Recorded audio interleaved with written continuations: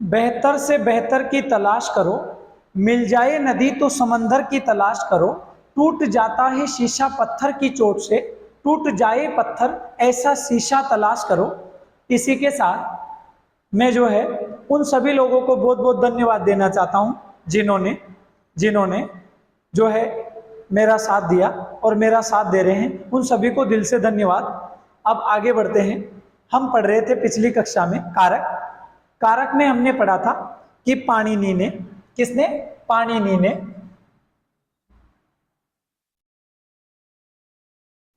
पाणिनि के अष्टाध्यायी में कारकों का अधोलिखित क्रम है।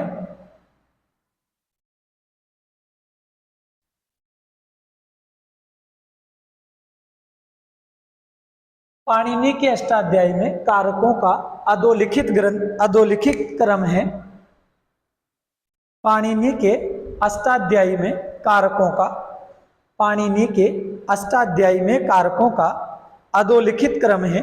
मतलब अष्टाध्यायी में कारकों को किस क्रम से जो है दिखाया गया है। जैसे सबसे पहले आता है अपादान। अष्टाध्यायी के अनुसार सबसे पहले आता है अपादान, फिर आता है संप्रदान,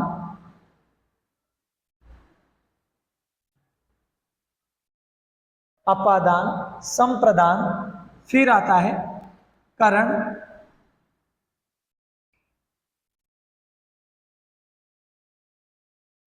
फिर आता है अधिकरण,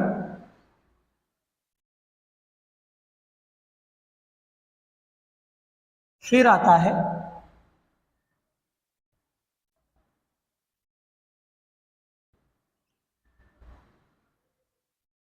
कर्म, फिर आता है कर्ता। तो अपादान कारक, संप्रदान कारक, करण कारक, अधिकरण कारक, कर्म कारक, कर्ता कारक। अब आगे बढ़ते हैं। अगर इन्हें हम याद रखें तो एक ट्रिक है, 543, 621, इससे याद रख सकते हैं। सबसे सिंपल तरीका है याद रखने का कि 543, 621, मतलब जैसे हम बोलते हैं कर्ता कारक, कर्म कारक, करण कारक, संप्रदान कारक, अपादान। तो अपादान 5वें नंबर का पहले आएगा, फिर संप्रदान तो चौथे नंबर पे आएगा, सॉरी चौथा कारक दूसरे नंबर पे आ जाएगा, फिर तीसरा कारक 3 नंबर पे आ गया, फिर जो है इधर जो है चौथे नंबर पर छठा वाला आ जाएगा, और 5वें नंबर पर दूसरा आएगा, और छठे नंबर पर पहला आएगा। तो इस ट्रिक से हम जो है इस संख्या के माध्यम से इन्हें याद रख सकते हैं। चाहे तो आप अपने हिसाब से भी याद रख सकते हैं, कोई जरूरी नहीं है कि एक संख्या के आधार पर याद रखें। इसके बाद यदि हम देखें तो इसका सूत्र है ध्रुवम पाये अपादानम। ध्रुवम पाये अपादानम कर्मणा यम्बी प्रेति स संप्रदानम साधकतम करणम आधारो अधिकरणम। और इसका है कर्तुरीप्सितम कर्म है, और कर्ता कारक का स्वतंत्र है कर्ता। इसको ले लेते हैं अपादान को ले लेते हैं। ध्रुवम पाये अपादानम, ध्रुवम पाये अपादानम,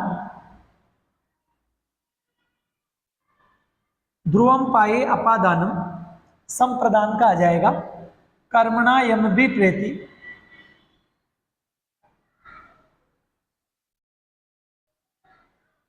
यम भी प्रेति, कर्मणा यम भी प्रेति स संप्रदानम, कर्मणा यम भी प्रेति स संप्रदानम। इसका आ जाएगा ध्रुवम पाये अपादानम, संप्रदान का आ जाएगा कर्मणा यम भी प्रेति स संप्रदानम, करण कारक का आ जाएगा साधकतम कर्णम, साधकतम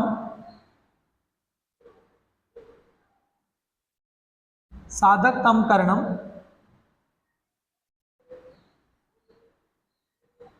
ठीक है, साधक तम करणम, अधिकरण का आ जाएगा आधारो अधिकरणम,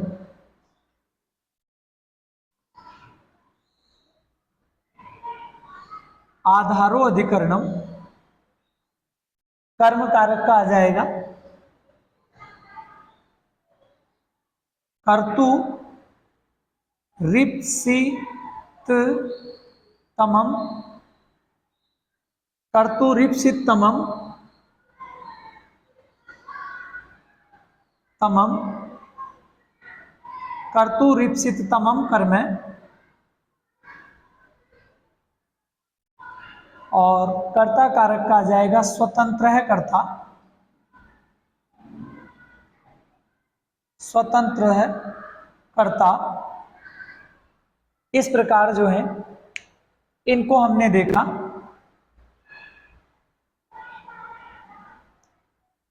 अपादान पहले नंबर पर आएगा, संप्रदान दूसरे नंबर पर आएगा, करण तीसरे नंबर पर आएगा, अधिकरण अधिकरण चौथे नंबर पर आएगा, कर्म कारक पांचवें नंबर पर आएगा और कर्ता कारक छठे नंबर पर आएगा। और ये जो क्रम है ये है अष्टाध्यायी के अनुसार।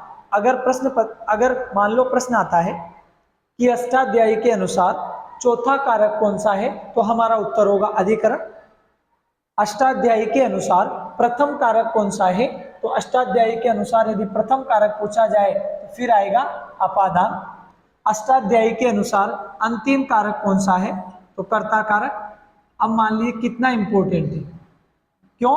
क्योंकि कंपटीशन के एग्जाम में ऐसे ही पूछा जाता है कि अष्टाध्यायी के अनुसार पहला कारक कौन सा है, अपादान, अंतिम कारक कौन सा है, कर्ता।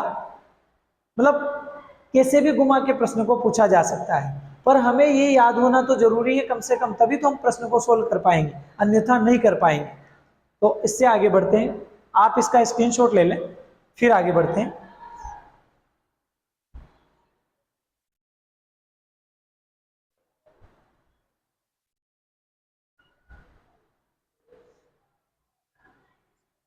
अब देखेंगे उक्त अनुक्त कारक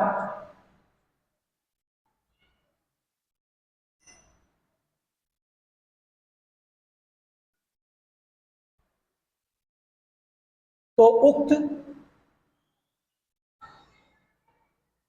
उक्त का दूसरा नाम है अभिहित या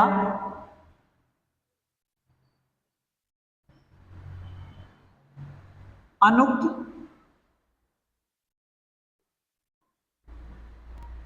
अनभिहित, उक्त, उक्त, अभिहित या अनुक्त, अनभिहित। कैसे पहचानेंगे, ध्यान से समझिएगा, क्योंकि इसमें से एक प्रश्न आ जाता है। जैसे प्रश्न आता है कि कृतवाच्य में प्रथमा विभक्ति किसमें आती है, कर्ता में। कर्मवाच्य में किसमें आती है, तो कर्म में। ये जो चीजें डिसाइड होती है वो इसी के आधार पर होती है। उक्त किसे कहते हैं, अनुक्त किसे कहते हैं, तो जिस कारक के अनुसार क्रिया का वचन, जिस कारक के अनुसार क्रिया का वचन पुरुष निर्धारित होता है, ठीक है, तो जिस कारक के अनुसार, जिस कारक के वचन पुरुषादि के अनुसार,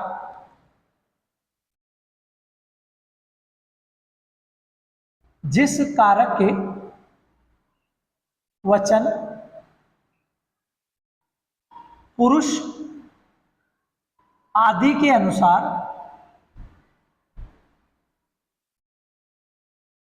आदि के अनुसार क्रिया का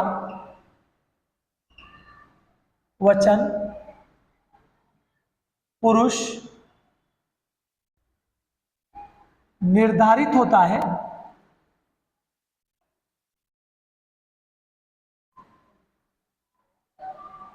जिस कारक के वचन पुरुष आदि के अनुसार क्रिया का वचन पुरुष निर्धारित होता है उसे उसे उक्त या अभिहित कहते हैं।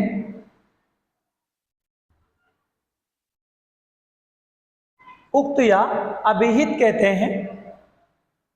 तो जिस कारक के वचन पुरुष आदि के अनुसार क्रिया का वचन पुरुष निर्धारित होता है उसे उक्त या अभिहित कहते हैं। जो कारक, आगे बढ़ते हैं, जो कारक उक्त होता है, जो कारक उक्त होता है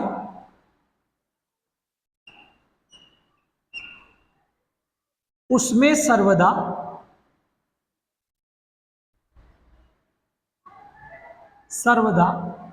प्रथमा विभक्ति आती है।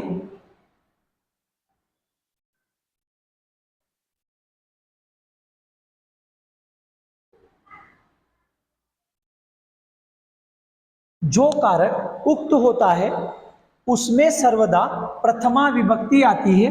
अब एक बात तो यहां से क्लियर होगी, जो कारक उक्त होता है उसमें सर्वदा प्रथमा विभक्ति आती है। अब आगे बढ़ते हैं। अब यहां परिभाषा में ये और याद रख लेना, जिस कारक के वचन पुरुष आदि के अनुसार क्रिया का वचन पुरुष निर्धारित होता है उसे उक्त या अभिहित कहते हैं। अन्य शेष अनभिहित कहलाते हैं, मतलब अनुक्त या अनभिहित कहलाते हैं। अन्य शेष अनुक्त या अनभिहित कहलाते हैं। जो कारक उक्त होता है उसमें सर्वदा प्रथमा विभक्ति आती है। ठीक है, उसमें सर्वदा प्रथमा विभक्ति आती है। अब आगे बढ़ते हैं। जिस वाक्य में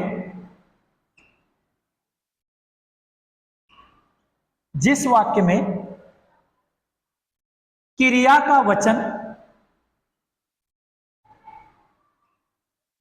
का वचन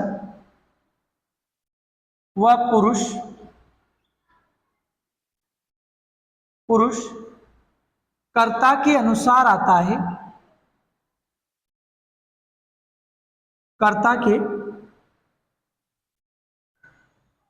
वचन व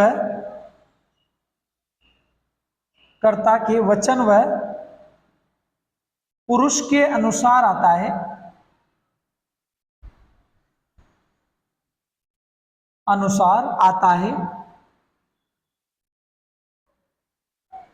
उसे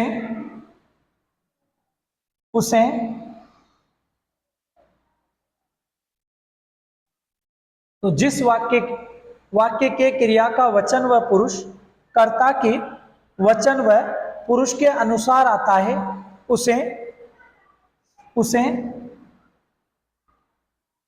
कृतवाच्य कहते हैं। तो कहने का मतलब है कि हम कृतवाच्य को भी कर्ता के आधार पर पहचान सकते हैं, क्योंकि कृतवाच्य में क्या होता है, क्रिया का वचन पुरुष जो होता है वो कर्ता के अनुसार आता है। अब आगे बढ़ते हैं। जिस वाक्य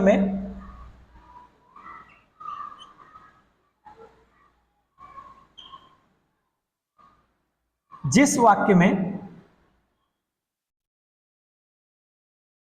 क्रिया का वचन व पुरुष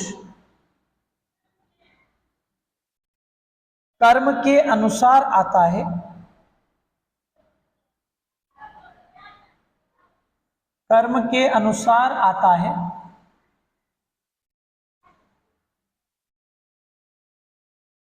उसे कर्मवाच्य कहते हैं। मतलब इसमें कर्ता उक्त होगा, अर्थात यहां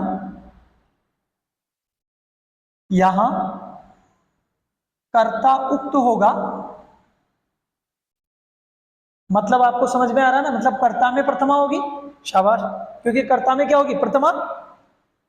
और कर्मवाच्य में किसमें प्रथमा होगी? कर्म में। अर्थात यहां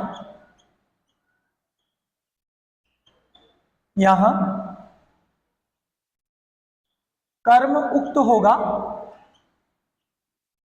कहने का मतलब यहां कर्म में प्रथमा आएगी और यहां कर्ता में प्रथमा आएगी। अब मैं 17 बातें करूं अलग अलग, ऐसे होगा, वैसे होगा, ऐसे करोगे, वैसे होगा, तो इससे बजाय मैंने सीधा सा पढ़ा दिया आपको कि जिस कारक के वचन पुरुष आदि के अनुसार क्रिया का वचन पुरुष निर्धारित होता है उसे उक्त या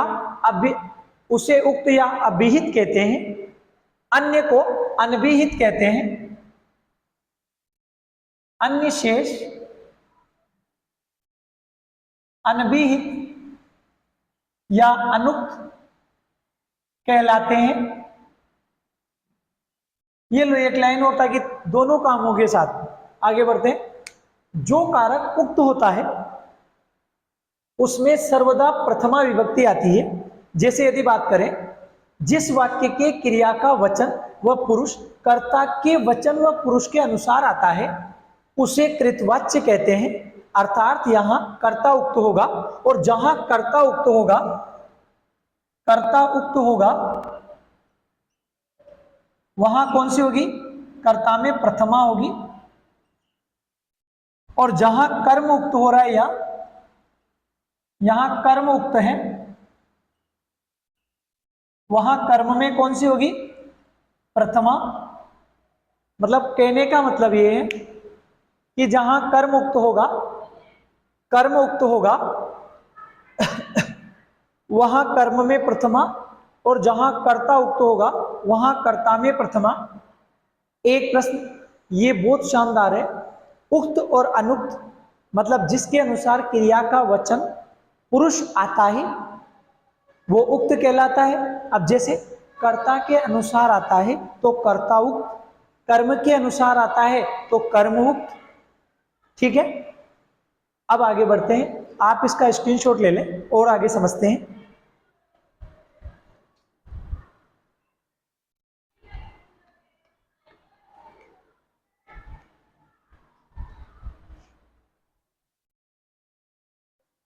अब इसी बात को हम एक सारणी के माध्यम से पढ़ेंगे शानदार तरीके से, ताकि और अच्छे से समझ में आ जाए।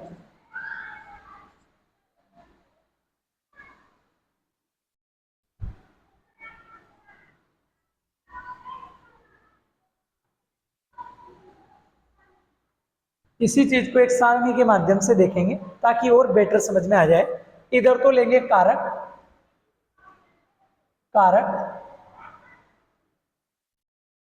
इधर लेंगे उक्त या अभिहित,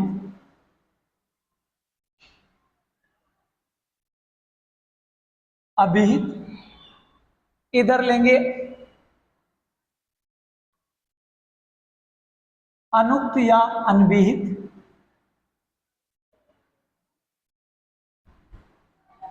अब इस सारणी को कंप्लीट करते हैं क्योंकि तभी हमें अच्छे से समझ में आएगा, नहीं तो नहीं आएगा। अब इसको समझते हैं।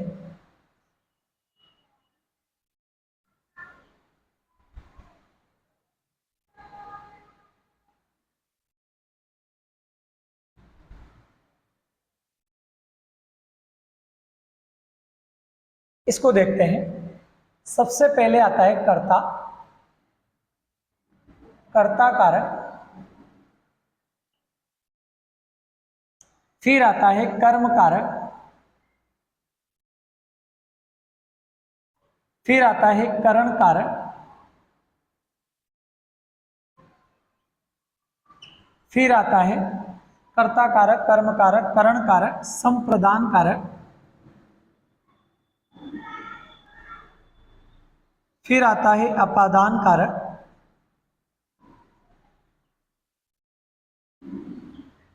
फिर आता है अधिकरण कारक। अब जो हमने थोड़ी देर पहले पढ़ा उसे हमें और अच्छे से सीखना है। क्योंकि मेन जो बात है वो इस सारणी को समझने की है, क्योंकि प्रश्न जो है यदि हमें ये अच्छे से याद है तो कई बार नहीं जाएगा। देखना कैसे। कर्ता कारक उक्त होगा तो कर्ता में कौन सी होगी, तो मतलब कहने का मतलब कैसे समझना है, उक्त कर्ता में कौन सी विभक्ति होगी, प्रथमा। मैंने थोड़ी देर पहले आपसे कहा, आपको समझाया कि जहां कर्ता उक्त होगा तो कर्ता में प्रथमा, जो उक्त होगा, कहने की बात यह है जो उक्त होगा उसमें प्रथमा होगी, जो उक्त होगा उसमें प्रथमा होगी। अब यहां उक्त कर्ता में ऐसे समझना है, उक्त कर्ता में कौन सी होगी, प्रथमा। अब यह तरीका वैसे कैसे चलेगा, क्योंकि जो उक्त होगा सब में प्रथमा होगी। जैसे देखते हैं, उक्त कर्म में कौन सी होगी, प्रथमा। सीधा सीधा ही निकल रहा है ना, क्योंकि हमने पहले पढ़ा थोड़ी देर पहले कि जो उक्त होगा उसमें सर्वदा प्रथमा होगी।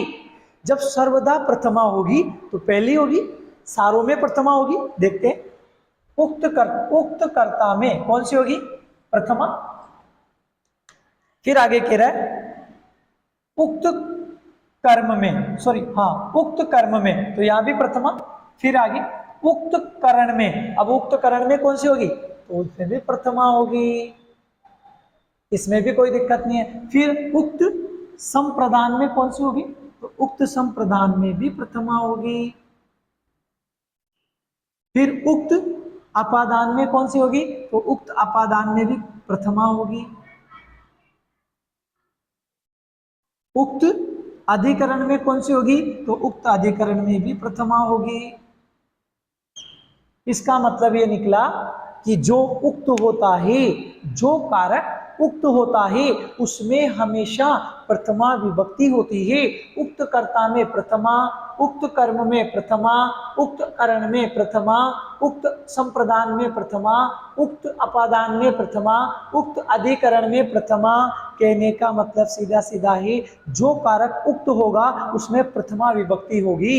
इसके बाद आगे बढ़ते हैं, अनुक्त कारक मतलब अनविहित कारक। अब इसमें थोड़ा ध्यान देना है, कैसे, अनुक्त कर्ता में, अनुक्त कर्ता में, तो अनुक्त कर्ता में तृतीया विभक्ति होती है, अनुक्त कर्ता में तृतीया विभक्ति होती है।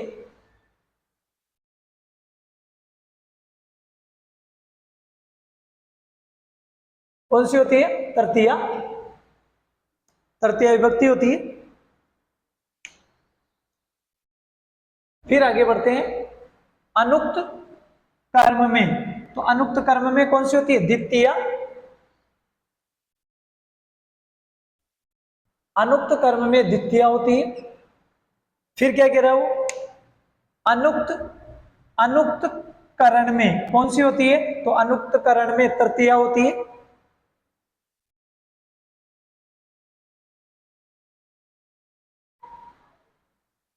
तृतीया विभक्ति।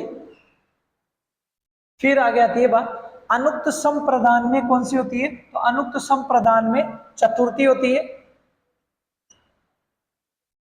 चतुर्थी। अनुक्त अपादान में कौन सी होती है, तो अनुक्त अपादान में पंचमी होती है।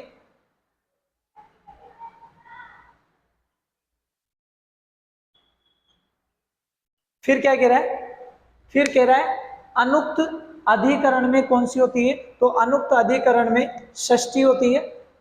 सॉरी सॉरी सॉरी सॉरी, अनुक्त अधिकरण में कौन सी होती है, तो अनुक्त अधिकरण में सप्तमी विभक्ति होती है,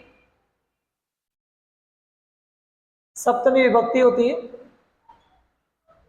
अब यहां जो है हमने ऐसा कैसे अच्छे से देखा, हमने ऐसा कैसे अच्छे से देखा कि अनुक्त कर्ता में कौन सी होगी, तृतीया, अनुक्त कर्म में कौन सी होगी, द्वितीया, अनुक्त करण में कौन सी होगी, तृतीया, अनुक्त संप्रदान में कौन सी होगी, चतुर्थी, अनुक्त अपादान में कौन सी होगी, पंचमी, अनुक्त अधिकरण में कौन सी होगी, सप्तमी।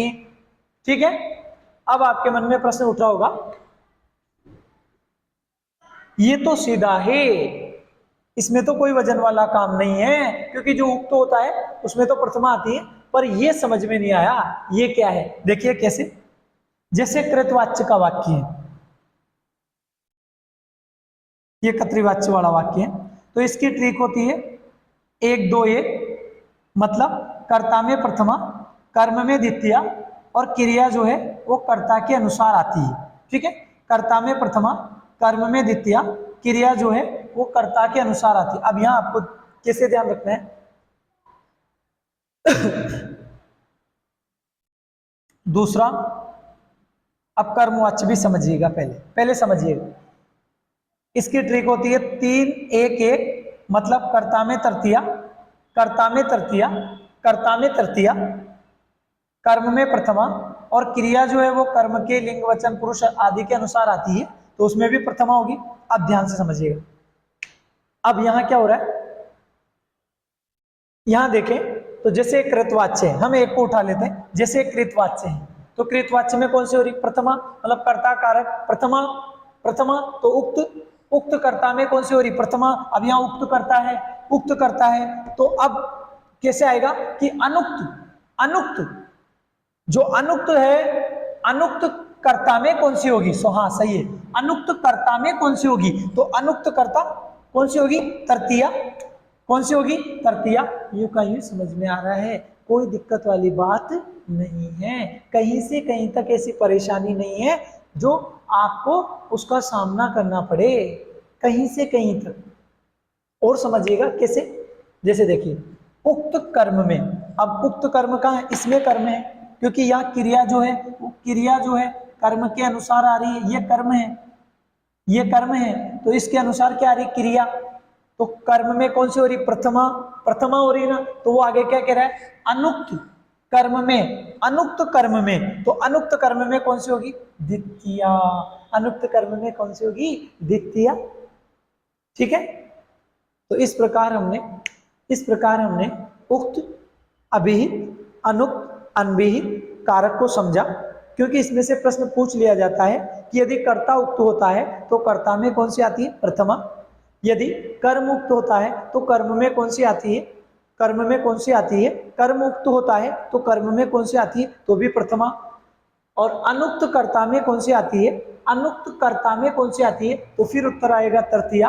तो हमने इस सारणी के माध्यम से, इस सारणी के माध्यम से उक्त और अनुक्त को अच्छे से पढ़ा, अच्छे से समझा। अब हम आगे बढ़ते हैं, आप ऐसा कीजिएगा, इसको अच्छे से सीख लीजिएगा, और अगली जो कक्षा होगी उसमें हम, उस कक्षा में हम जो हमारे जो पहले जो चलेगा प्रथमा विभक्ति, तो प्रथमा विभक्ति का अध्ययन करेंगे। आप इस कक्षा को यदि पसंद आए तो लाइक करें, शेयर करें, सब्सक्राइब करें। धन्यवाद, मिलते हैं अगली कक्षा में।